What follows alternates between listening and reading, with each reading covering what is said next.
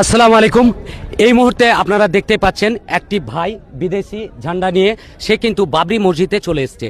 আর আমরা তার কাছ থেকে জেনে নেব যে তিনি কোথায় থেকে এসেছেন। সম্ভবত তিনি নন বেঙ্গলি, তাই আমরা হিন্দিতে তার সঙ্গে কথা বলবো। আসসালামু আলাইকুম। वालेकुम सलाम। कहाँ से आए हैं आप?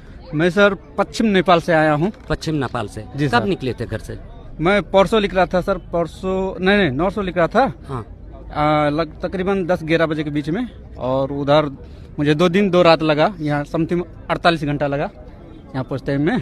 आज मैं सुबह पहुँच चुका था यहाँ पे, सुबह आया था। उसके बाद में अभी वहाँ होटल न गया खाना वाना खाने, फिर आया हूँ इधर सर। कैसा लग रहा है आपको? मुझे बहुत ठीक लग रहा है। मैं खास करके ये बाबरी मस्जिद के बारे में जब मैं सुना हाँ। तो मैं सोचा कि एक बार जरूर जाना चाहिए, क्योंकि बाबरी मस्जिद बन रहा है। हम इंसान अपने लाइफ में अपना बहुत से टाइम ऐसे ही बिता देते हैं, तो अब हम चंद दिनों को मेहमान क्यों ना, एक अच्छा काम हो रहा है उसमें हम भाग लिए।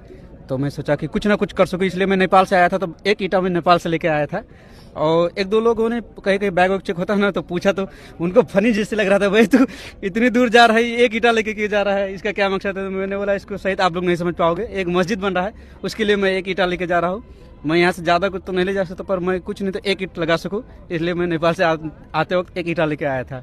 মার্শাল্লাহ, আপনারা শুনতে পেলেন যে একজন বিদেশি ভাই আমাদের ভারতবর্ষের বাইরে বাড়ি, নেপাল থেকে তিনি কিন্তু ওখান থেকে আজকে 4 দিন আগে বের হয়েছে এবং ফাইনালি এসে আমাদের এই মুর্শিদাবাদ রেজিনগরের মাটিতে বাবরি মসজিদ যেখানে হচ্ছে সেখানে কিন্তু এসে পৌঁছে গেছে।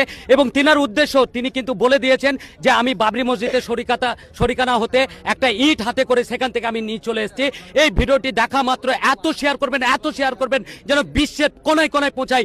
নারে তাকবীর, নারে তাকবীর, হুমায়ুন কবির।